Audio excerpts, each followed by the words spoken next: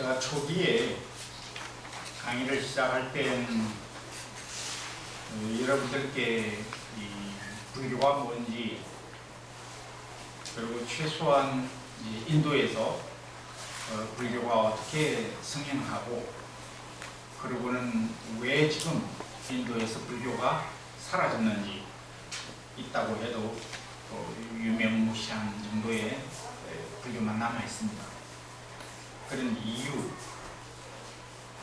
그리고 이제 최소한 여러분들이 절에 수십 년 다니시더라도 누군가에게 이제 불교가 뭡니까? 라고 질문을 받을 때 최소한 짤막하나마 여러분들이 답변을 하실 수 있는 그런 강의를 했으면 했더랬습니다.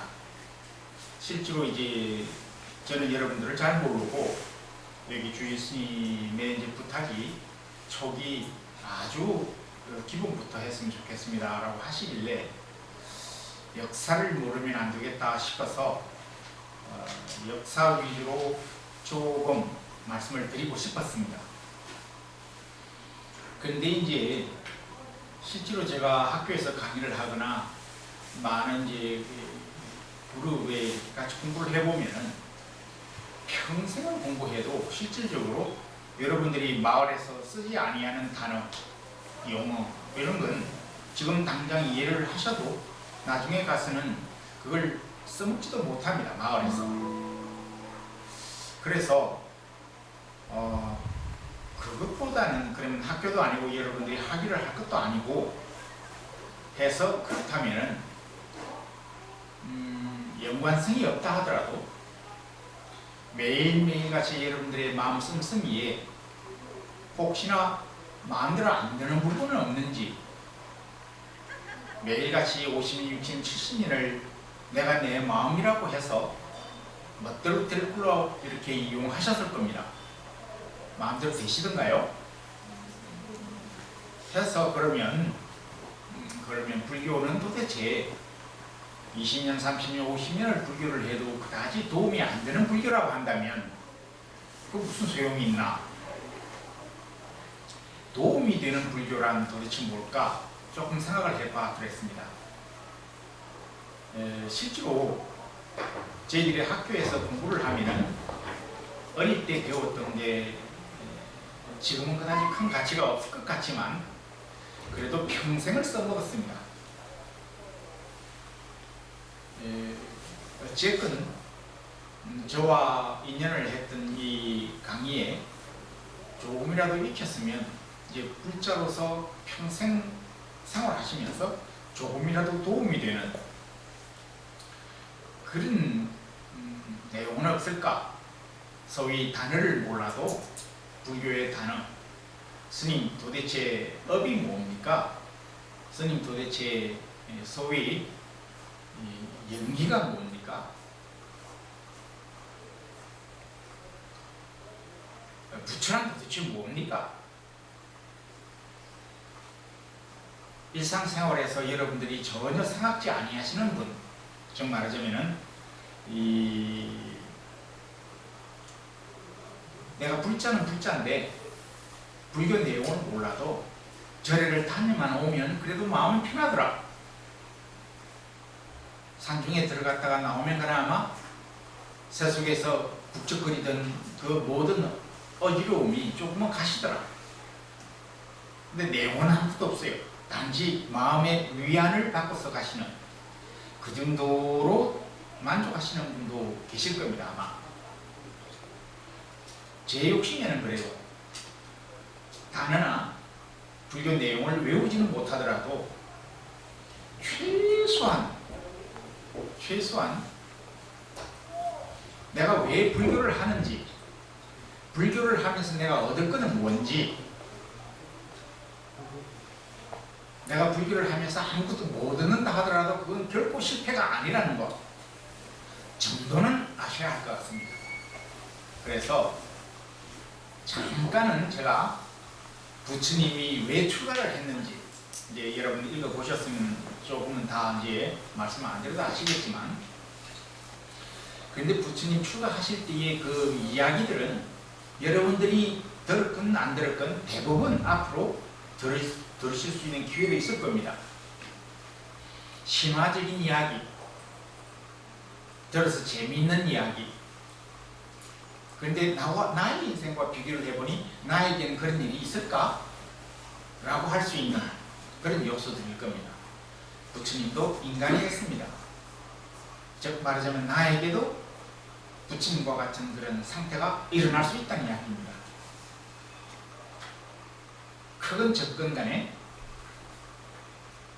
작건 간에 그것이 그와 같은 상황이 일어나면 나는 어떻게 할 것인가 라는 문제를 조금 한번 들어보고 보겠습니다. 부처님이 왕자로 태어나셨다라는 거 다 아실 테고요. 왕자는 왕자되 미국과 같이 어마무시하게 큰 나라의 왕이 아니라요. 아주 변방에 소위 큰 나라에 둘러싸여서 물러설 곳이 없는 정도로 조그마한 부족의 왕자였습니다. 그때가 인도 사회에서 조그마한 소국가가 많이 있었습니다만 크게 두 나라가 정합을 했었습니다. 코사라라고 하고 마가다라는 나라입니다. 부처님 나라 샤크야, 부처님 나라 카빌라바스투는 코사라라고 하는 나라에 거의 삼면이 딱 가로막혀서 뒤는 산이 도망갈 수도 없고 그야말로 이 조그만 나라에 그냥 도시 같은 이런 나라의 부족 왕자였습니다. 또 그 당시에 코사라라는 나라가 조금 그 전쟁을 좋아했던 민족이었습니다. 민족이라기보다는 이제 그런 성향이 있는 부족 국가였습니다. 주변의 조그마한 부족들을 다 쳐부수던 그런 때였습니다. 그러니 부처님 당신 스스로 크게 뛰어난 사람이 아니라 하더라도 국군이 어떻게 될 거라는 건 다 짐작이 가는 겁니다. 하물며 부처님은 어릴 때부터 아주 영특한 교육도 잘 받은 해서는 이제 왕위를 물러받아서는 나라를 더 튼튼하게 했으면 하는 이런 바람이 있었던 그 시기에 부처님이 출가를 합니다. 이제 신화적인 요소라는 의미는 우리 경전을 읽거나 이 옛 기록들, 이제 혹시 여러분들 학문을 하신 분이 계신다면 고전, 특히 고전을 어떻게 읽을 것인가? 특히 사실을 있는 그대로 기록을 잘 하지 아니하는 나라의 성향, 인도라든지 그러면 기분 나빠할 민족이 있습니다만 중국, 말하자면 이제 기록들을 남기되 상당히 부풀려진 이제 그런 기록들이 많습니다. 문학을 이렇게 보더라고요. 당시의 인도는 기록들이 그렇게 정확하지가 않았습니다. 우리가 접할 수 있는 부처님의 일대기는 아주 신화적입니다. 태어나시기 때부터 아주 평범한 사람으로 태어나지 아니하는 마야 부인의 그런 이야기들. 그런데 우리는 그렇게 부처님을 보시면 부처님을 아주 그야말로 저평가하는 셈이 됩니다. 부처님은 그와 같이 운명적으로 태어나서 운명적으로 출가를 하고 그리고 깨달음을 얻어서 중생을 위하여 교화하셨다. 좋은 말씀을 많이 남기시고 그 후대 제자들이 하여 2500년 동안 세계 각국에 퍼졌다. 이르기에는 그분은 너무나 엄청난 노력을 하셨고 우리 인류사에 엄청난 족적을 남기신 분입니다. 오늘은 그걸 할 겁니다. 신화에서 보듯 그분은 운명적으로 위대한 분이었다. 전생 과거세에 500억 년 전에부터 부처였다. 그 500억 년이 아니라 5년 전이라 하더라도 과거 사이에 5년 전 부처였는데 그 당시 인도에서 무엇을 했다는 겁니까? 아무것도 안 했어요. 그저 전쟁만 해서 그때 당시에 부처였다 했는데 그 당시에 부처님이 아무 일 안 하셨다면은 아예 그 말 안 하는 게 안 좋아요? 이와 같습니다. 여기로 잠깐만 가겠습니다. 예수님이 살아 당시에 36년을 사셨어요. 살아 당시에 민족 해방도 못했거니와 이스라엘 백성들이 그렇게 천사를 기다리고 그렇게 민족을 이끌 지도자를 기다렸는데 예수님은 뭐 하셨습니까? 아무것도 못했어. 살아 당시에도 아무것도 못했어. 단지 가르침을 내리길, 싸우지 말라, 때리거들나 맞아라, 그래도 사랑하라. 인류사에 기회이 필요한 것은 갈등을 해소시키는 방법이었습니다. 어디에 가도 갈등이 있어요. 어느 시기에도 있었습니다. 그 갈등을 이기게 해주소서. 이거 욕망이에요. 한쪽이 이기면 다른 지는 쪽은 인간 아닙니까? 다른 한쪽은 가족이 없나요? 왜 싸우는 겁니까? 해서 당신 스스로 어찌했건 제자가 배반을 했건 이리 했건 저리 했건 힘 있는 자에 의해서 죽임을 당합니다. 이분들이 자랑하는 게 한 가지 있어요.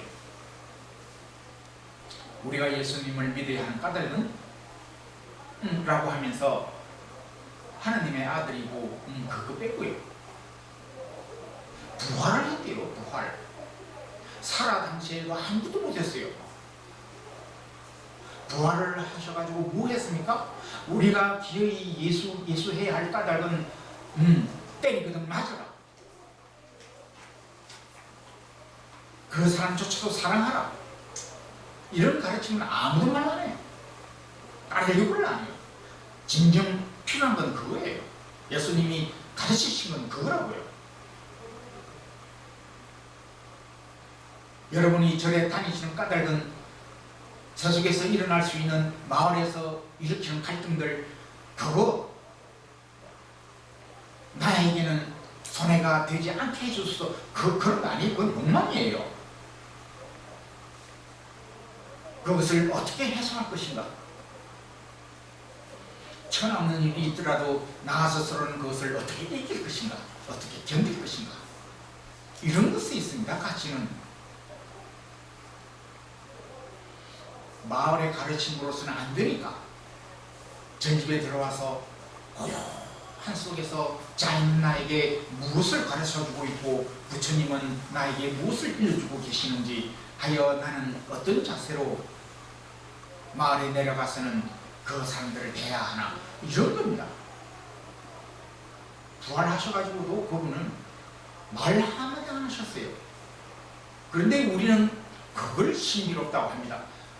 돌아가셨는데 부활을 하셨다. 하느님 아들 아니고서는 어떻게 그럴 수가 있나. 그래서 뭘 했다는 겁니까? 내 인생에 어떤 가르침을 줬어요 그게? 나도 부활하라고요? 살아 당시에도 내 아들을 듣지도 못했고 살아 당시에도 내 이웃에 아무런 영향을 끼치지 못했습니다. 그래 내가 또 부활을 했다 칩시다. 해서 뭘 할 건데요? 못다한 사랑을 다 하려고요? 우리는 그 성령들이 왜 나타나셔서 우리에게 무엇을 남겼나, 그 실질적으로 가장 중요한 것을 이어받아야 합니다. 그분이 몇 년도에 나셨다. 나셨는데 보니 신기하더라. 그러니 우리와는 다르다. 그러니 믿어야 한다. 우리가 해야 할 부분은 이면 다른 거예요. 부처님이 신비롭게 태어나셔서 해서 옆구리에서 나셨대요. 일본의 문학가로서 꽤 유명한 이름을 날렸던 분이 있습니다. 여인인데 이 여인이 결혼을 하지 않습니다. 모든 유혹들을 다 뿌리치고 성녀가 됩니다. 50이 넘어서. 제가 여기도 썼습니다만 우리 불교 즉 교단의 화합은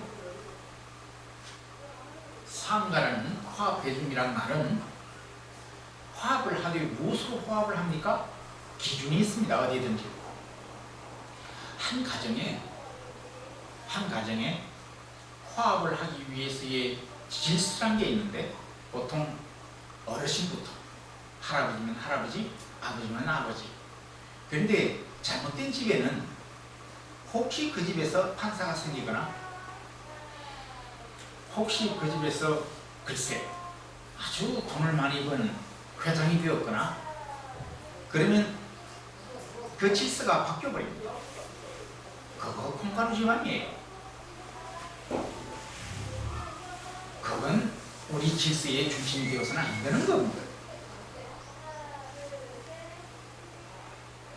어디까지나 직업이고 어디까지나 그건 우리 인간의 삶에 도움이 되는 경제력이 조금 더 많다일 뿐입니다. 다시 말하면 돈이 내 삶을 좌지우지 못하는 사람에게는 아무런 그건 힘이 안 됩니다.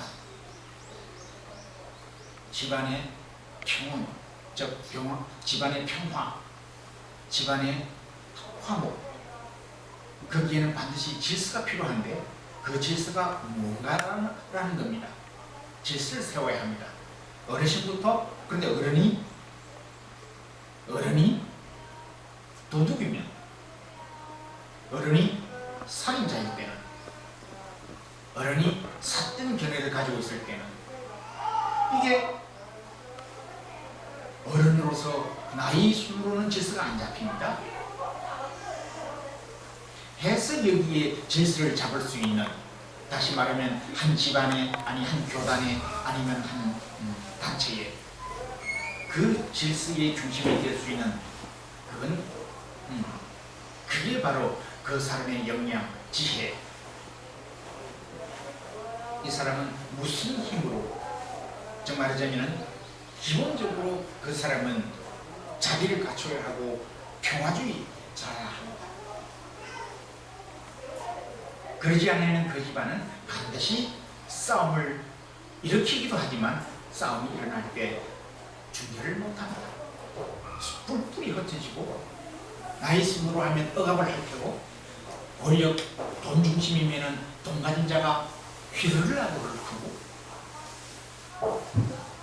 집안의 질서는 반드시 누군가 지혜 있는 자가 중심이 되어서 화목을 중심으로 하여 자비를 중심으로 하여 부처님 내지는 예수님이 하셨듯이 그 시대에 여러분들이 필요한 것은 싸우는 것이 아니라 자비를 베풀고 남을 용서하는 것이다 라는 지혜를 가진 자가 중심이 되어야 합니다. 부처님이 그런 상태에서 출가를 하는데 출가 또한 신비롭게 하셨다고 합니다. 우리는 그렇게 믿어서는 안 됩니다.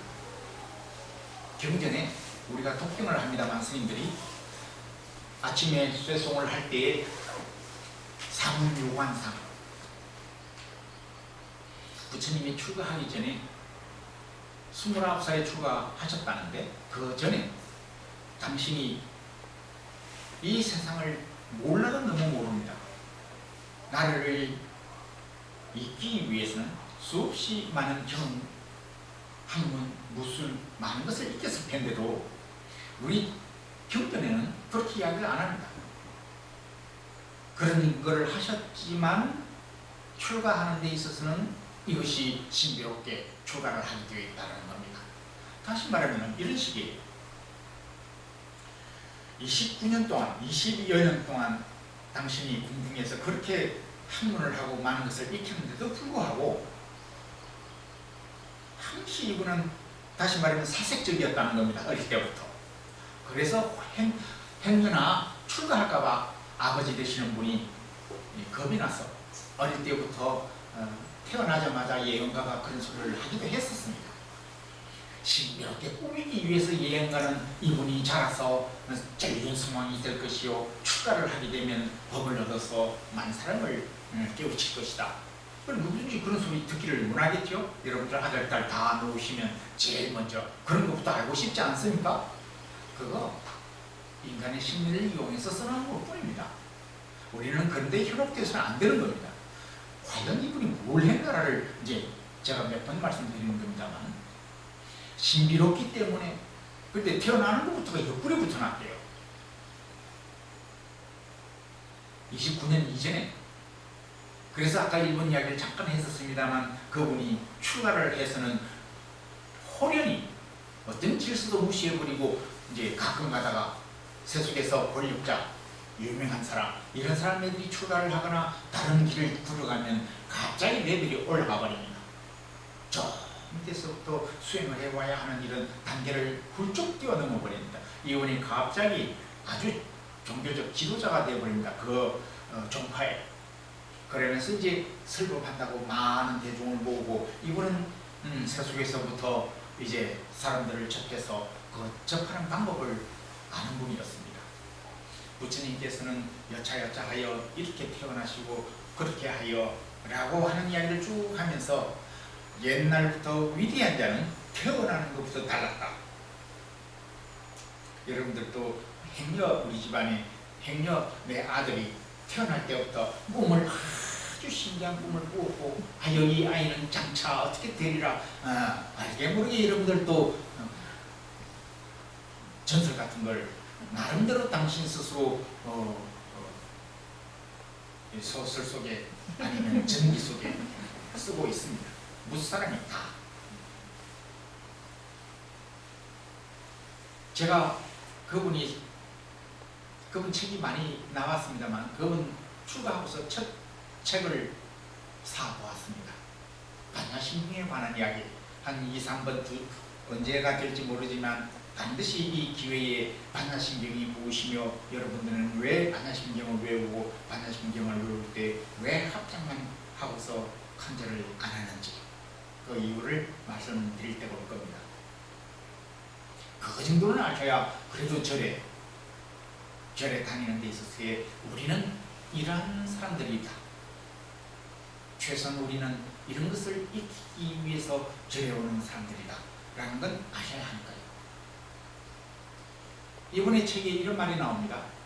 부처님 또한 성현이어서 평범하게 배가 불러서 산부인과 가가지고 아이를 낳았다.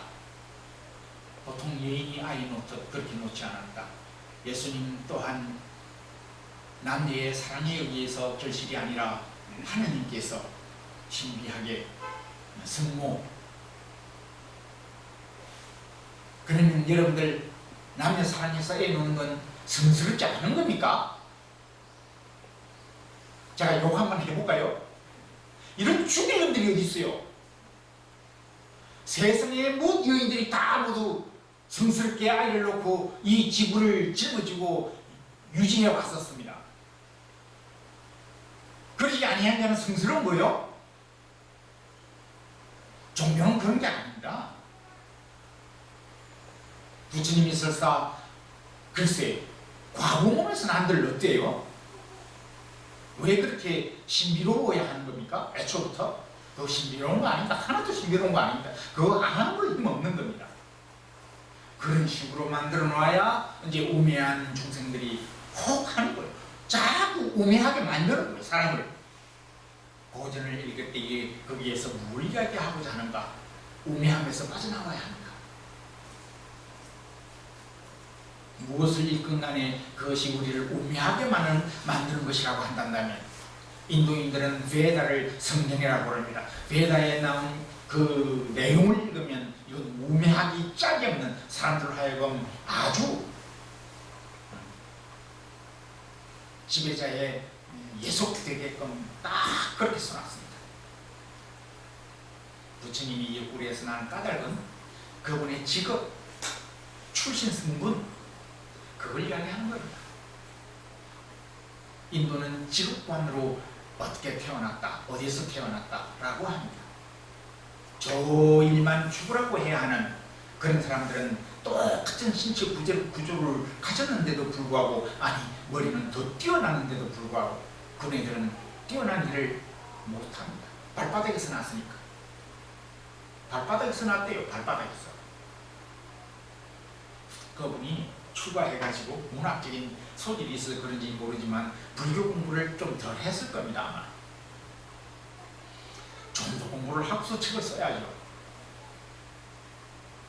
반야신경에 관한 이야기를 들어가기도 전에 첫 번째에 샤키야무니 붓다 이야기를 하심에 그와 같은 엉터리 소리를 해대길래 부처님도 다른 스님들과 같이 신비로운 아주 위대한 사람이기 때문에 출생부터가 그렇다 라는 겁니다. 그렇게 믿으면 안 됩니다. 그렇게 경전을 읽으면 안 되고요. 해서 부처님이 출가하심에 29 이전에 무엇을 배웠기에 성 밖을 안 나가봤대요. 궁중에서. 그럼 이게 무슨 삶입니까? 이게 도대체? 그래서 어느 날 문 밖을 나서니까 사문 유관상 내 대문으로 동서남북 한 대문을 나가니까 노인네가 당신이 평생 노인네를 본 적이 없대요. 저게 뭐지? 쭈글쭈글하고 몸이 그냥 도저히 봐줄 수가 없어. 불쌍해서.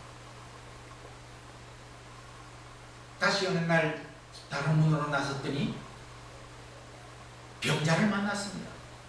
궁중에 병자를 안 두는 것이 그래 하나의 예라고 칩시다. 사람이 병든다는 걸 모른다고요?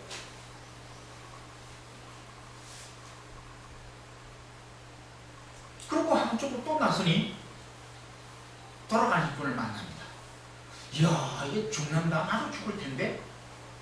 아니, 나서 사람이 죽는다는 것을 최소한 사춘기 때쯤이면 확연하게 깨달아야죠.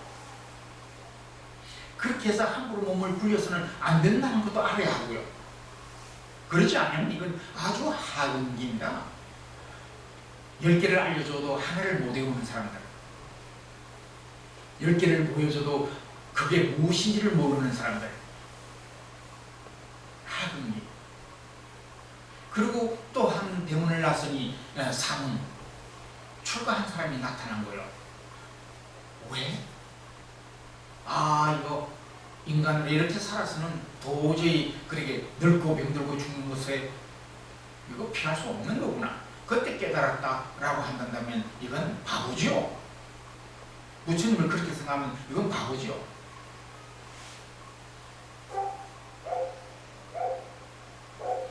그리고 출가하는 게 뭐 어땠어요? 밤중에 시종만 거느리고 말을 타고 성을 빠져나갑니다. 도망갑니다. 도망. 이와 같은 이제 신화적인 요소들 도대체 뭘 이야기하고자 하는가?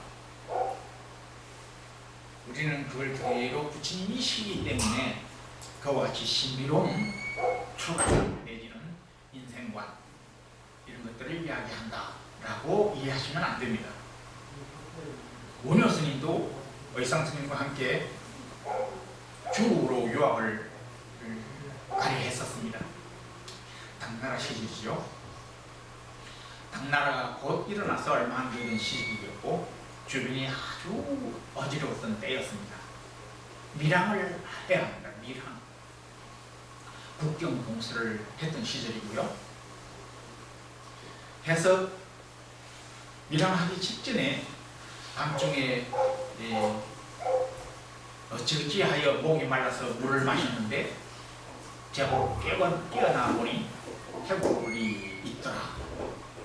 그래서 간밤에 목 마를 때는 그렇게 꿀맛 같은 물이 그 다음날 아침에 마셨던 물이 해골 바가지가 담겨 있었던 물이었다라는 걸 깨닫는 순간, 그걸 본 순간 호련히 깨닫고 구토를 일으켰다.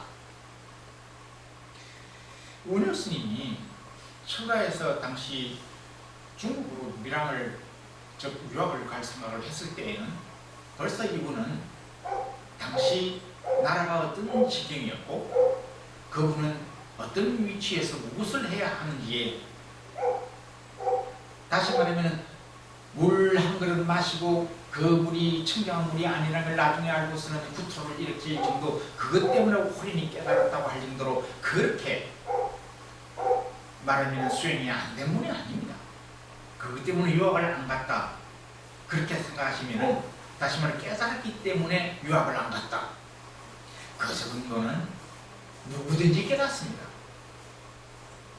우리는 그거보다도 더 이면의 세계, 오녀 스님이 고국에서 무엇을 했나, 그 이후 무엇을 했나, 다시 말하면 당시 유학을 갔다 오지 아니하면 행세를 못하는, 우리는 그분이 왜 그런 일을 벌였나, 깨우침에 있는 것이 아니라 그분이 하는 행위에 이면이 무언가가 있다는 것을 반드시 그걸 먼저 알아야 합니다. 당시 우리에게 있어서 해서는 안 될 짓들, 사대주의, 중국 유학 갔다가 돌아오지 않으면 성녀 생활을 함에 있어서도 크게 각광을 못 받는, 요즘 다시 말해 원효 스님 시절에 유학을 갔다 와서 큰 스님 대접 안 받고 나라에서 복목을 주고 나라에서 모셔다가 큰 일을 지어주지 아니한 스님이 있습니까? 그게 유행처럼 되고요. 그러니 그렇게 하고 싶었던 거고, 원효 스님도 의상 스님도. 우리는 하나의 사실에 그것이 신화적인 요소가 종교적으로는 힘이 있어요. 그러나 우리는 까먹으면 되는 겁니다. 그것 때문에 까먹으면 되는 겁니다.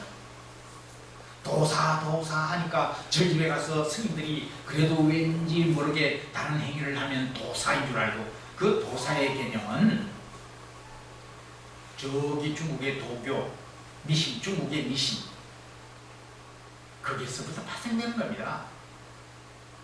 다시 말하면 스님들은 이러한 모습이어야 한다, 우리와 같은 모습은 아니어야 한다, 솔잎을 먹고 이슬을 마시며 하여 여인을 멀리하고 어찌어찌하여 동과는 상관없는, 그야말로 농사나 짓고 풀벌레 한 마리 죽이지 못하는 청정하기 이를 데 없는 그 스님은 오줌도 안 누고 똥도 안 싸고, 그 스님은 그래요.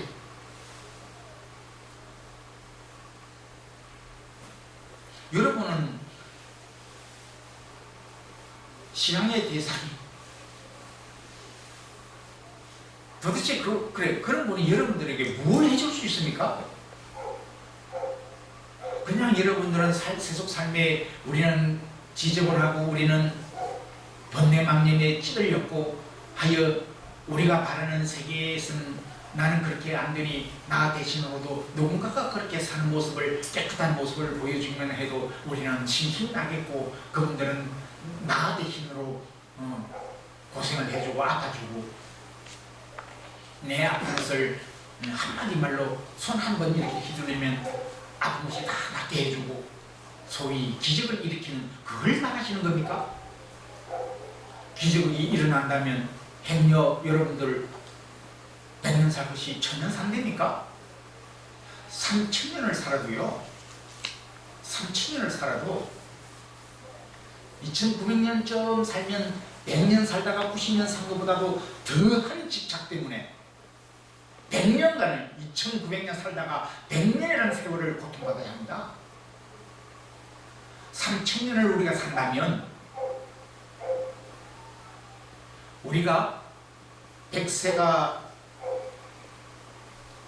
맥시멈이라고 한다면 90년쯤 살아서 앞으로 10년 밖에 못 산다라고 할 때 10년만 내가 이제 얼마 안 남았구나 라고 하면서 고생해도 돼요.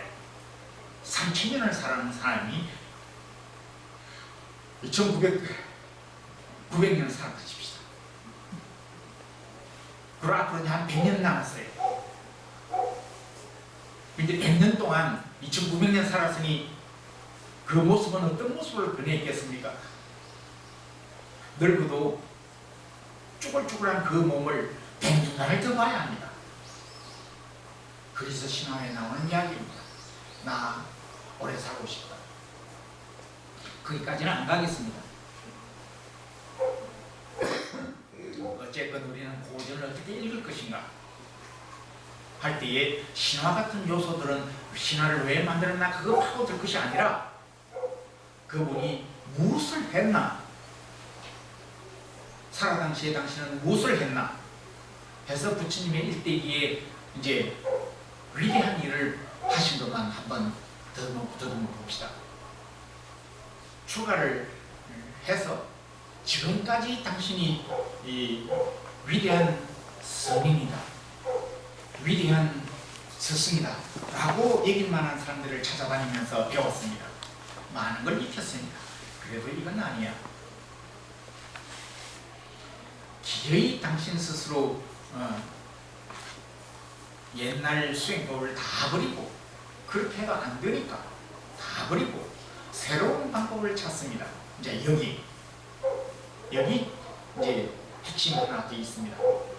우리가 여태까지 이와 같이 매일같이 익히고 배우고 외웠던 그 방식대로 우리가 매일같이 살아갑니다.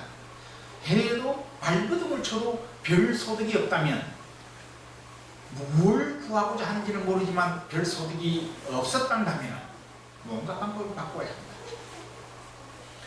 사는 태도를 바꾸거나 내가 여태까지 익히고 있었던 고정관념을 바꾸거나.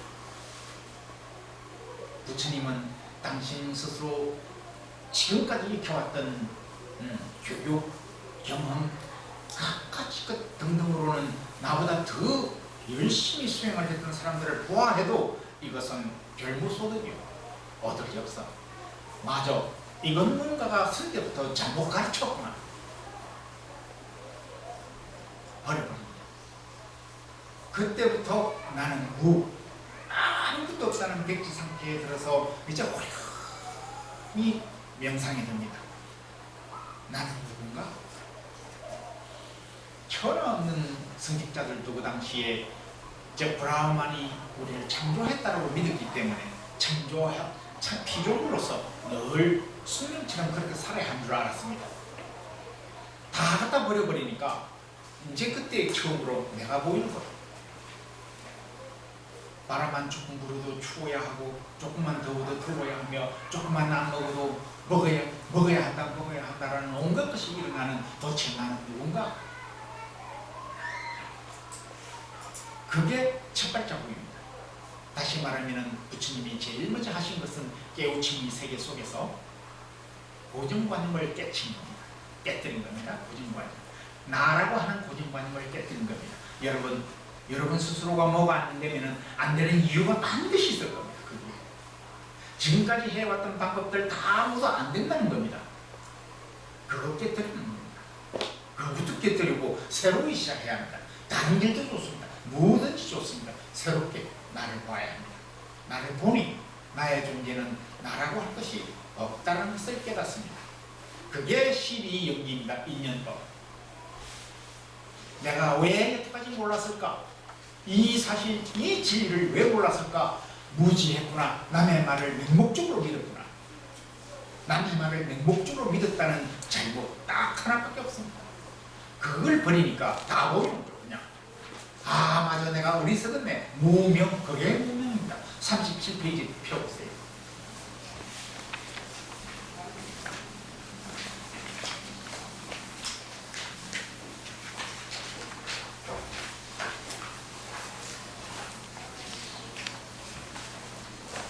내가 고통스럽고 내가 하는 일이 안 되는 까닭은 매일같이 경험하고 했던 각가지 것이 있음에도 불구하고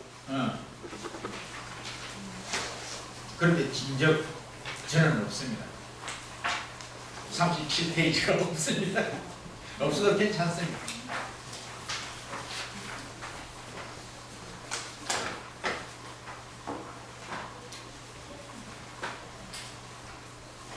여태까지 내가 했던 행동이나 살아왔던 과정이나 모든 등등이 때로는 슬프고 때로는 기쁘고, 그런데 내가 바라는 것 늘 기쁘고 늘 잘되고, 내 아들도 잘되고 내가 아는 사람 다 잘되고 내가 싫은 사람은 안 되면 좋겠고 하는 이런 식의,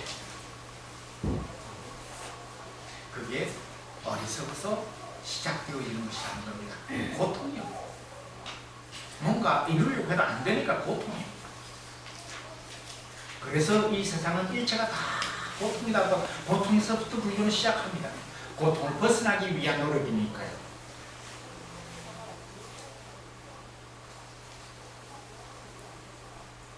이거 끝나기 전에요. 시간이 그렇게 많이 없는 것 같아서 정말 중요한 이야기, 여러분들이 기회 있는 꼭 들어야 할 이야기, 이것부터 먼저 하겠습니다.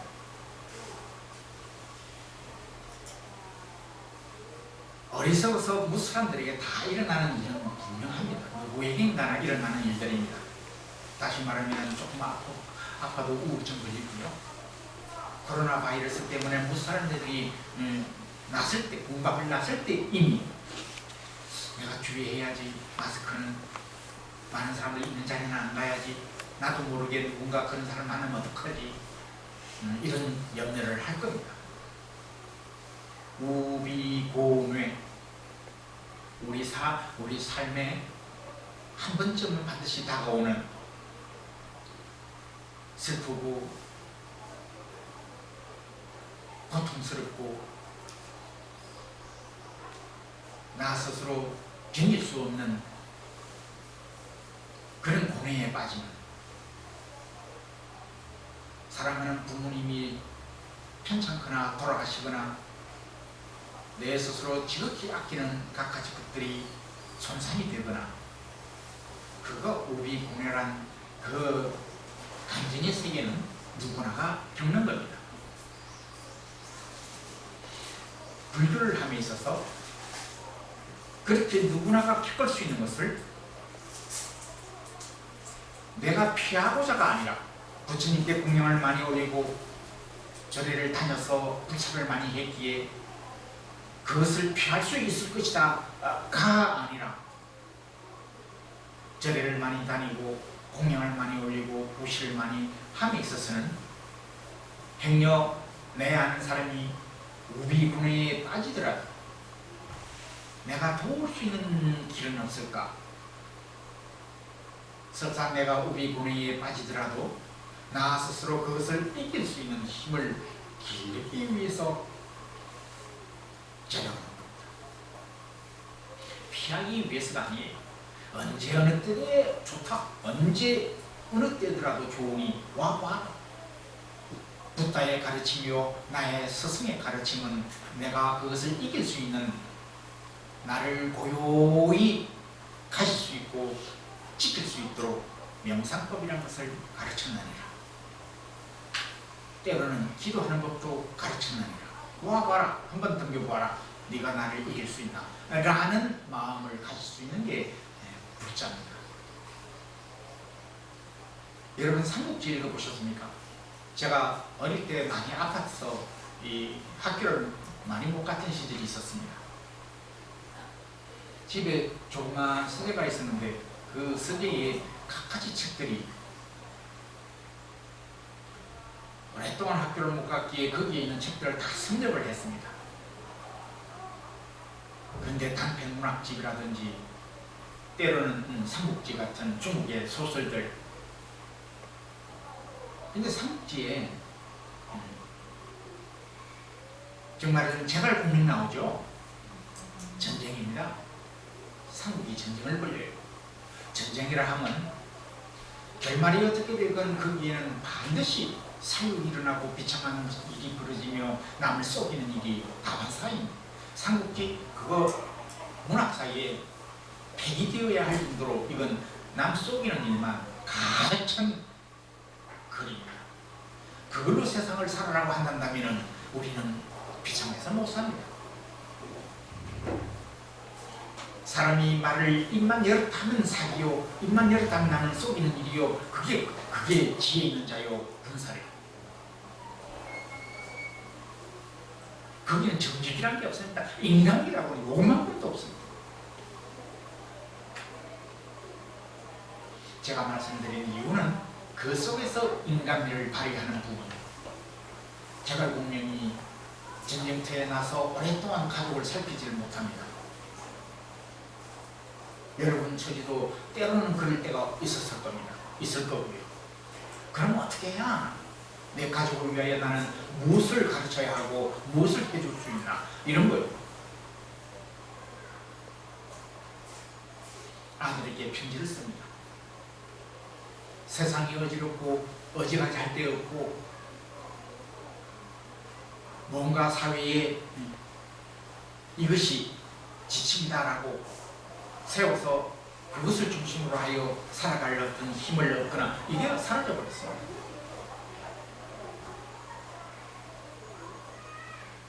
제갈공 중에 아들에게 이렇게 이야기합니다. 무슨 사람이 다 못 살아? 전쟁터에 뭐가 있겠어? 다 굶주려.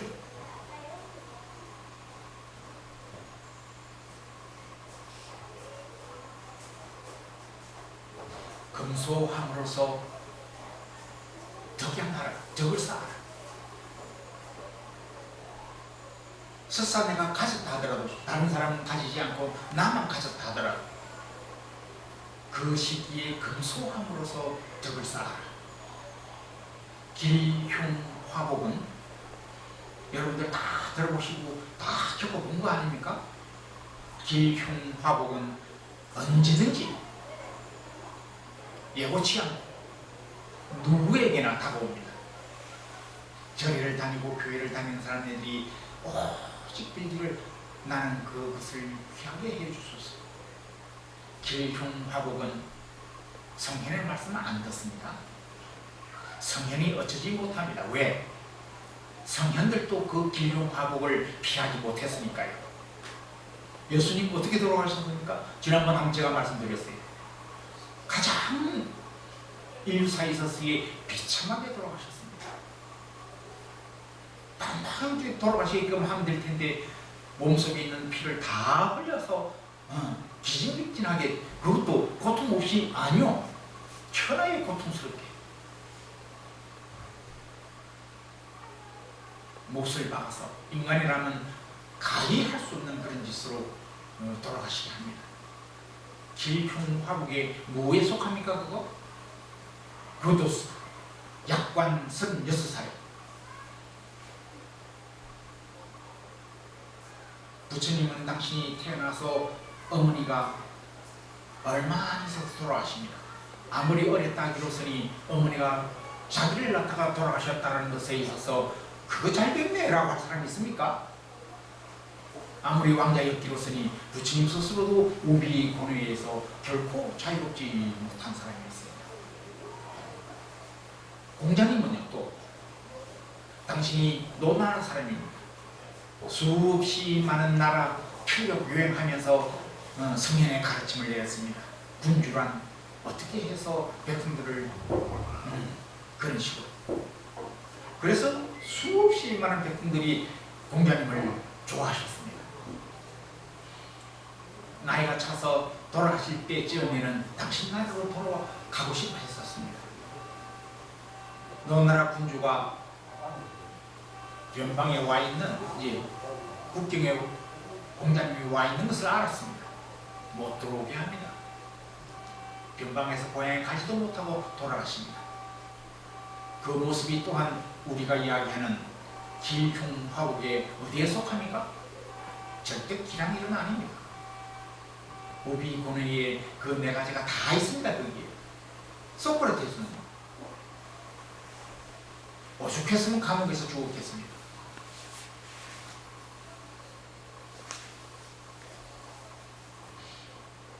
우리 역시 성현도 아니지만 아무리 복을 많이 지었기로서니 나 스스로도 늙어 죽는다는 것이 또한 우비 권위의 하나요.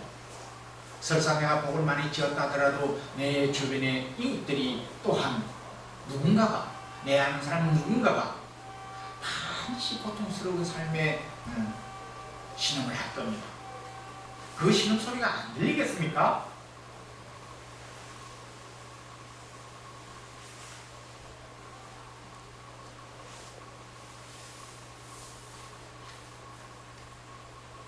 길흉화복은 예고치 않게 언제나 누구에게나 오는 것이어서 그를 할 때 마음을 어떻게 하라고요? 제가 공명한 아들에게 이렇게 가르쳤죠. 고요한 마음을 지녀서 수신하라. 때는 지극히 어지럽습니다. 정말 어디에 문방만 나가도 신음소리요, 싸움소리요, 죽어가고 그렇게 난잡한 완전히 세상이 뒤집어졌습니다. 수없이 많은 자식들이 전쟁터에 가서 죽었고 죽음을 당하는 가족은 그게 절대 절구이 없습니다. 그럴 때 그러면 어떻게 하라고? 도망가라가 아니라 고요한 마음을 유지해서 그것으로 수신하라. 몸을 수양하라. 내가 가진 것이 있건 없건 못 사람들이 굶주려 못 살 때에 나 스스로 또한 금소함으로써 덕을 쌓아라. 가진 것이 남거들랑 아니 부족하더라도 나보다 더 부족한 자에게 한쪽 나누어서 덕을 쌓아라. 훌륭하신 분입니다. 제가 국민이 기회 있는 당신 명대로 못 살았지만 삼국지에서 그렇게 다시 말하면 이 남을 속이고 그렇게 해서 싸우고 이기는 것이 그네들의 목적이었겠지만 당신은 기어이 자식을 가르치면은 그러지 않았어요. 부처님께서도 즉 말하자면 당신 스스로 그래요. 우리의 본은 무명에서부터 시작한 어리석음에서부터 시작된 것이지 어리석어서 우리가 죽는다라고 하는 것이지 결코 우리 죽는 거 아니야. 단지 변할 뿐이야 라는 것을 이야기하는 것이 이 12연기입니다. 어리석으면 이와 같이 살고 생각하고 겪고 그러고 늙고 죽고 하는 것이지만 어리석지 아니한 자는 70이 되고 80이 된 자 스스로의 몸을 보고서 뭐라고 하시겠습니까? 절대 늙었다고 안 해요. 자연스러운 모습이에요. 그게. 우리는 나뭇잎이 피었다가 요즘 실록이죠. 얼마 가면 세월만 가면 붉어지고 이제는 떨어질 겁니다. 그거 보고서 눈물 흘린 사람 없습니다. 17, 18세가 아닌 다음에는 아니 16세라도 좋고요. 그것도 소녀. 떨어진 나뭇잎 하나만 보더라도 멜랑콜리해서 그냥 눈물이 조르륵 흐를 수 있는 순수한 그런 아이가 없을 거예요. 요즘은 16세, 17세가 더 무서울 거야 아마. 모르지. 제가 그런 것을 보고서 눈물을 흘릴지는.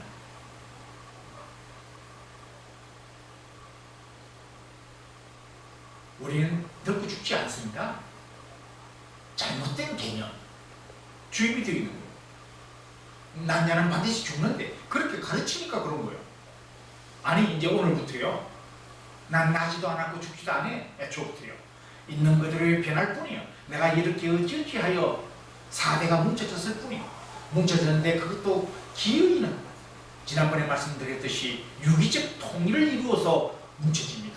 유기적 통일이란 말은 그래 진거릇 헉 분명 노자 도덕경에 나오는 이야기입니다. 언젠가 그 이야기를 해드릴 기회가 생길지는 모르겠습니다만 노자 도덕경도 재미있습니다.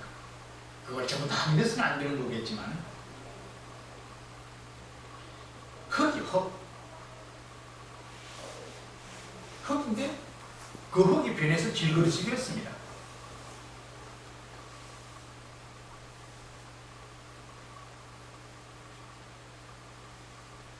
흙에는 물을 담거나 질그릇이 할 수 있는 그 어떤 힘도 없습니다. 그런데 그게 우연히 뭉쳐지는데 그냥 아무렇게나 뭉쳐지지 않았습니다. 모양이 잡히고 모양을 잡은 사람의 의도가 무엇에 쓸 것인가라는 그 의식세계가 거기에 포함이 되고 물이 온도가 1500도, 1600도 어찌어찌 해서 그렇게 유기적인 통일을 이루었을 때 처음으로 딱딱한 질그릇이 나타나는데 거기에 물을 담을 때 처음으로 우리는 질그릇에 생명이 호련히 탄생하는 겁니다. 우리의 4대가 뭉치긴 했는데 아니 육기적 통일을 이루다 보니 색수상행식이라고 하는 5가지의 요소, 그 요소가 또한 경계의 세계를 만나니 육식의 세계, 눈으로 보고 크다 작다라는 것을 느낄 수 있는 이 세상에는 애초부터 크고 작은 게 없습니다. 이제 좀 신기한 말을는지 모르겠습니다만 여러분들이 만들어내는 거예요. 크다 작다는. 이쁘다 못생겼다 맛있다 맛없다 이와 같이 육식이 느낄 수 있는, 우리의 육감이 느낄 수 있는 세계가 뭘로 펼쳐져 버린 겁니다. 그런 세계는 애초부터 없습니다. 맛있는 세계 있어요? 내가 만든 것 이외에 맛있는 세계가 있습니까? 따로? 없습니다. 죽고 사는 것도 내가 만든 거예요. 그처럼 애초에 우리가 잘못 가르침을 받은 거예요. 단어를, 개념을 누군가가 잘못 만들어 가지고 늙으니까 반드시 죽는데, 그건 부처님 말씀에 어리석을 때 판단하는 거고, 어리석은 사람이 판단하는 거고.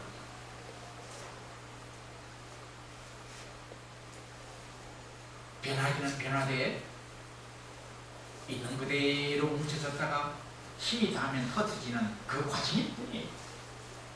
지금부터의 개념, 이제 죽는다, 나는 죽을 것이다. 그러면 또 두려워해요.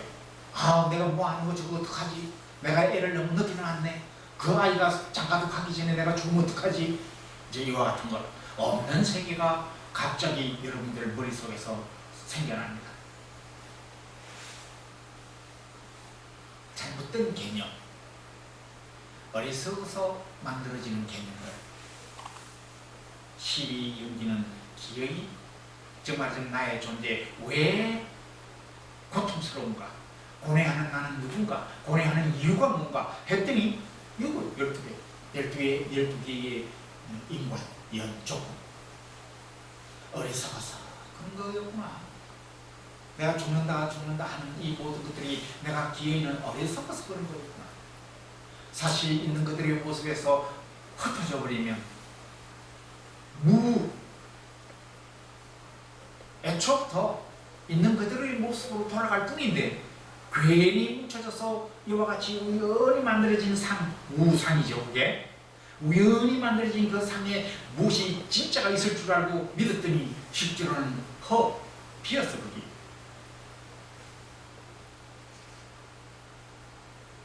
그겁니다.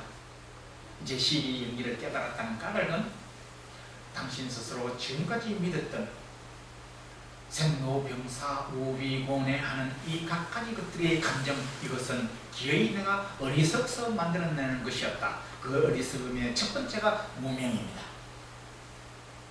그리고 그 다음이, 그로부터 시작해서 부처님께서 깨닫는 상태에서 말씀하시는 교의, 우리 지상에 있는 그대로의 모습을 말씀하신 진리, 이 세상 만물은 모든 것은 무상하다, 다 변한다, 변하는데 안 변하는 걸로 알고 있었어요. 그리고 이 세상 존재하는 모든 것들은 있는 그대로 이것이 그 실체가 있는 줄 알았더니, 그런데 천없이 찾아봐도 여기에는 이것이다라고 할 실체가 없다. 그 진리를 깨닫지 못한 상태. 그러고는 길흉화복이 주어지면 거기에 좌지우지합니다. 로또가 당첨이 되면은 그날로 세상을 얻은 듯이 미친 듯이 날뛰다가 어느 날 흥청망청 쏘고 보니 얼마 안 가서 100억 달러를 받았던 것이 10년 안 가서 거지가 되어 있어. 옛날 100억 달러가 없던 그 시절보다 더 고통스러운 이제 삶을 살기 시작합니다. 애초에 그게 없었으면 그게 길한 겁니까? 흉한 것인 줄 알았더니 기어이는 그것이 또 복이 될 수도 있고요. 길흉화복이라고 하는 조건에 내가 일희일비합니다. 이게 행이요. 이게 어리석은 사람들의 삶의 태도. 이제 12인리법 설명하는 겁니다. 이거 쭉 읽어보시면 다 이제 아실 수 있도록 제가 살을 갖다 붙였습니다. 그렇게 행동을 하니 그 행동은 흔적이 남습니다. 이게 식이에요. 이 식. 여러분 컴퓨터 하시면은 컴퓨터 하시다가 주식을 막 하다가 막 솟아오르기도 하고 막 내리. 저는 주식을 모릅니다. 실제로는 말인즉슨 그래프를 보아서 제가 압니다만 컴퓨터를 설명드리자면 그겁니다. 그렇게 해서 그날 하루 컴퓨터 지나고 그 다음날 또 하면은 그 어제 것이 그러면 완전히 사라진 겁니까? 아니, 그 내장 속에 어제 것을 되살려 놓으면 그대로 현재 존재 안 하는데도 불구하고 어제의 것을 또 띄울 수가 있습니다. 이게 식입니다. 여러분들 머릿속에 그럼 어떤 흔적을 남기고 싶습니까? 두렵죠? 그렇게 생각하니 안 두렵습니까? 머릿속에 뭔가를 남겨놔야 되겠습니까, 여러분들? 어마어마하게 지금 당장 생각하는 모든 것들이 머릿속에 영상으로 남습니다. 흔적으로. 저는 죽이고 말 것이야 라고 하면 살인자로서의 남습니다. 어떻게 생각하실래요, 앞으로? 시시각각으로 두뇌 속에 그래요. 그거 지워야 합니다. 그거 안 만들어야 합니다. 이제부터 그 머릿속에, 두뇌 속에 아주 청정하게 이럴 데 없는 것들만 남겨야 합니다. 그래야 효능이 있습니다. 깨달음의 세계를 얻을 수 있습니다. 이거 밝혀야 합니다. 그렇게 해서 즉 컴퓨터 속에 내장되어 있는 것과 같은 그렇게 하루 이틀 사흘 쌓고 놓고 한 번의 신작용에 의하여 이 삼란만상의 이제 명칭, 이름, 색깔 모든 것들이 생겨납니다. 백지 상태에 있었던 나의 머릿속에 이제 모든 것이 지정되어 버립니다. 그게 명색입니다. 소위 삼란만상의 형색, 명칭, 각가지 것들이. 그러고는 이제 육이 육건, 이제 드디어 나 스스로의 의식세계, 육감, 아니 빛을 신이라고 하는 감각기관이 생겨 이제는 대상이 생겼습니다. 대상이 생기니 그 대상을 보고서 같이 판단을 일으킵니다. 나 저거 가지고 싶어. 눈으로 딱 보아서 이쁜 여인을 만났습니다. 나 저 여인 내 마누라로 삼지 않으면 나는 결혼 안 하겠어. 이와 같은 고집이 생기고요. 존재 안 하는 새로운 하나의 세계가 펼쳐집니다. 그게 다시 말하면 육이 촉, 수. 촉이 대상입니다. 수, 그 대상을 육근이, 나의 감각기관이 바라보고서 저건 내 거야, 저건 커, 저건 이쁘네, 향기가 좋네, 맛이 있네. 그래서 제가 만들어내는 세계관입니다. 여러분들이 우주를 만드는 겁니다. 여러분의 우주관은 여러분 개인의 우주관입니다. 그래서 사람 숫자만큼 여기에는 우주가 많습니다. 또 나의 우주는 매일같이 시시각각으로 창조했다가 지웠다가 합니다. 오늘 나 스스로가 우주를 창조하는데 아까는 맛이 있었는데 자꾸 먹으니까 맛이 없는, 조금 배가 부르니까 싫어지고, 그러다가 조금 지나니까 그것이 다시 생각나고, 내 마누라가 처음에 결혼을 했을 때는 이뻤는데 살다가 보아하니 모든 것이 궁금해지고, 내 스스로의 육신은 또 다른 여인을 쳐다보고 싶은데 본부인이라고 안 하고 뭐라고 그러니까 첫 부인을, 어쨌든 그 여인이 또 큰 방을 차지하고 있으니까 눈도 다른 데로 못 돌리겠고, 그래서 욕을 대따고서 나가라고 하니까 이제는 옛날 여인들이 남편이 나가라고 하면 그걸 뭐라고 그러지,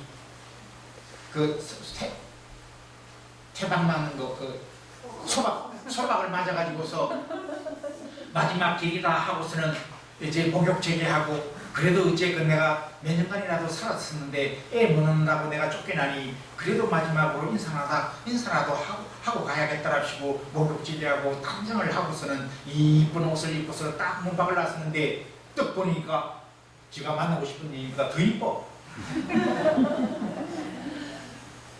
누가 그 문으로 나가라고 하더냐? 그 문으로는 못 나가느니라.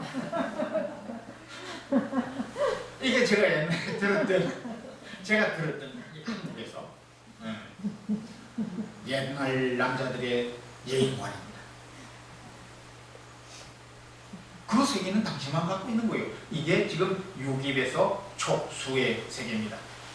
하다가 자 못생겨서 내버리려고 했는데 애는 뭐 낳았지만 그래도 가만히 보아하니 저 여인만한 여인이 없다. 애착이 생깁니다. 그리고 자기 준지를 관념에 타승이 되어서 이제 그 생활이 되는데 맨날같이 처음에는 쫓았다가 또 내버려 뒀다가 다른 여인에게 눈 돌렸다가 그래서는 또 남이 욕을 하니까 아는 척했다가 하는 이런 식의 매일같이 반복되는 타승해져서 자기 스스로가 이 뇌가 얼마만큼 썩었는지도 모르는 죽어서 반드시 그 뇌가 씨앗이 되어 무엇이 될지도 모르고 그거 안다면 여러분 절대 그런 생각지도 못하죠.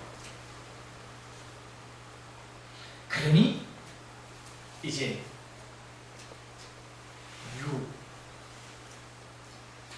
내 스스로가 타승에 젖어 있던 애초에 내가 갖고 있지 아니했던 새로운 것이 탄생됩니다. 그게 유요. 어떤 것이 새로이 탄생됩니다.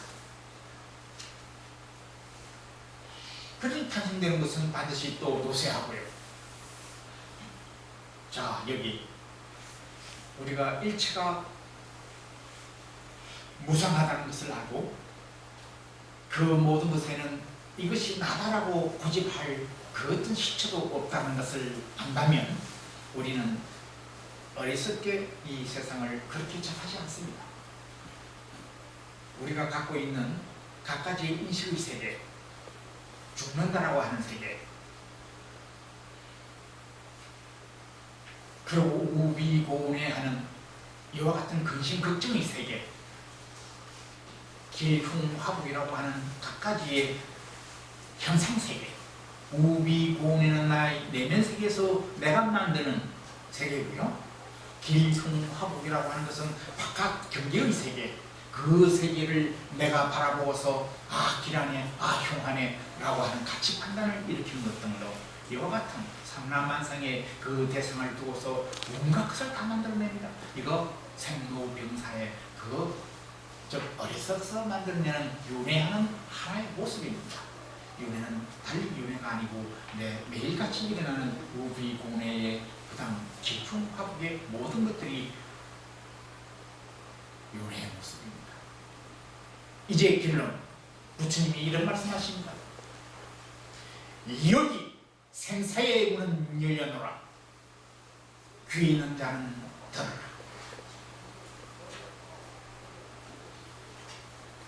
생사의 문이라는 게요, 여러분들 고정관념 깨뜨리는 겁니다.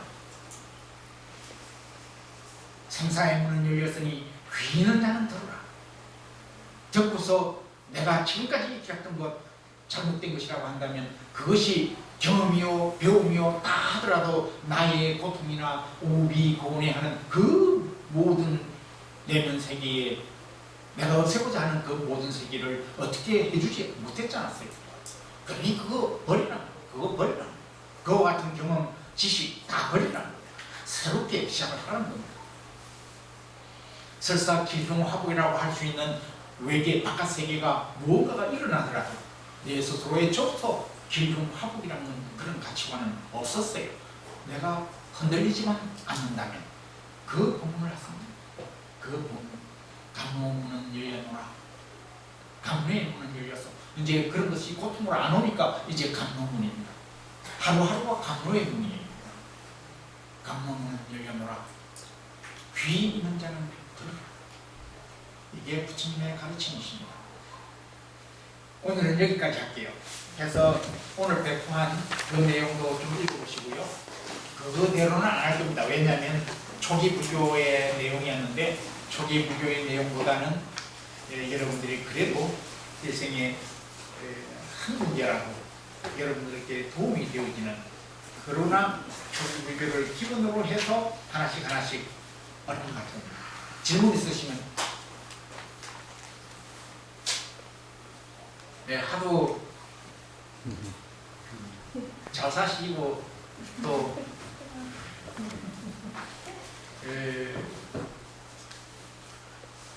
매일같이 명상을 하시고 어려운 문제가 있을 때 스스로 고요히 해결해 오신 분이라고 한다면 사실 큰 의문 없이 우리는 나에게 닥쳐지는 각가지의 기중화복들은 스스로가 이겨내시리라 믿습니다.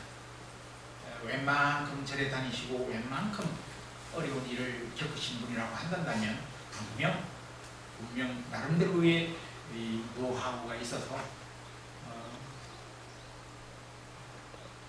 그런 것 정도는 이겨내시리라 믿습니다. 우리 인간사에 일어나는 일.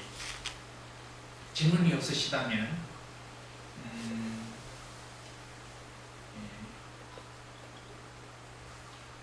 마음이 곧 부처다라는 말 많이 들어보셨을 겁니다. 역으로 마음이 고요해 있는 그대로의 모습, 옛 있는 그대로의 모습이 부처였다고 한다면 만약 기흉화복에 의하여 내 스스로가 변한다면 마음이 곧 지옥이 되는 겁니다. 지옥은 따로 존재 안 합니다.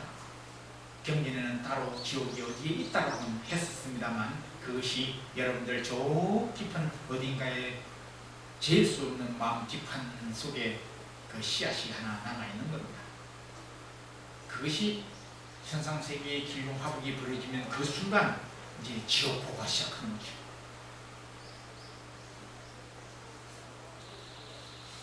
에도 시대 때 일본 이야기입니다. 한 250년 전쯤 아주 큰 스님이 계셨어요. 한 5분 시간이 있으니까요. 1시간 반 제가 스스로 약속한 시간인데요. 10분간은 독경하느라고 보냈고 1시간 20분간은 이제 5분만 제가 이야기거리로 드리겠습니다. 백은 선사라고 아주 유명한 선사가 계셨습니다. 때에 일본은 전쟁터였습니다. 전쟁터. 오랫동안 그네들은 내전을 치릅니다. 해서 이제 장군이 칼을 차고서 매일같이 났을 때 일본 여인들이 남편이 문 밖에 칼 차고 났으면 이제 부식들로 이제 부정타지 말고 살아서 돌아오라고 이제 기도하는 겁니다. 기도의 일종인데요.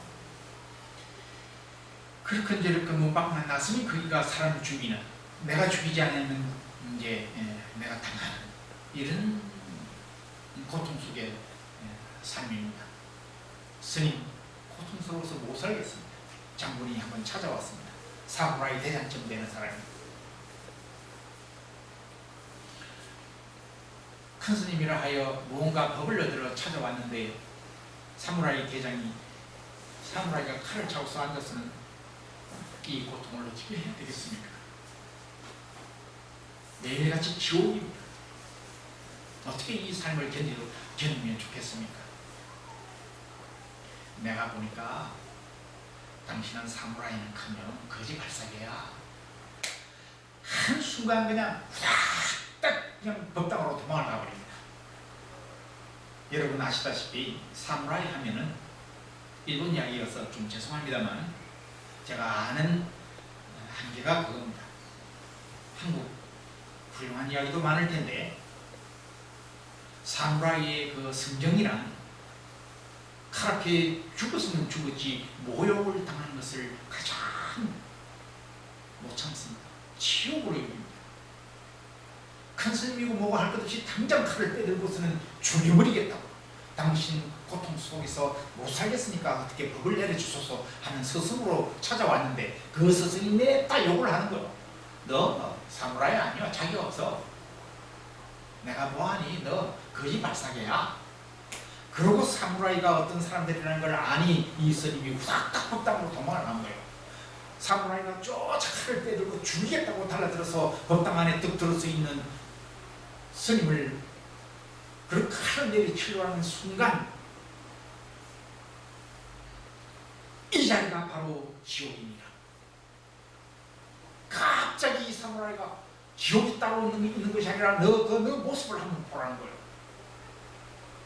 사람을 쳐 죽이겠다고 칼을 빼들고서 법당 안에서 한 그 모습이 아비 아니고서야 이것이 인간이냐라고. 이 자리가 바로 지옥입니다. 칼로 하고요. 백정이 토끼를 놓으면 부처. 우리는 매일같이 내 마음속에 일어나는 각가지의 성경, 내가 제어 못하면 제해줄 사람 없습니다. 지옥은 여러분들이 만드는 거예요. 그래서 심적 불, 마음이 곧 부처란 말은 내가 남을 헤아리고 달라들 때의 그 마음은 내가 곧 지옥이다 라는 뜻입니다.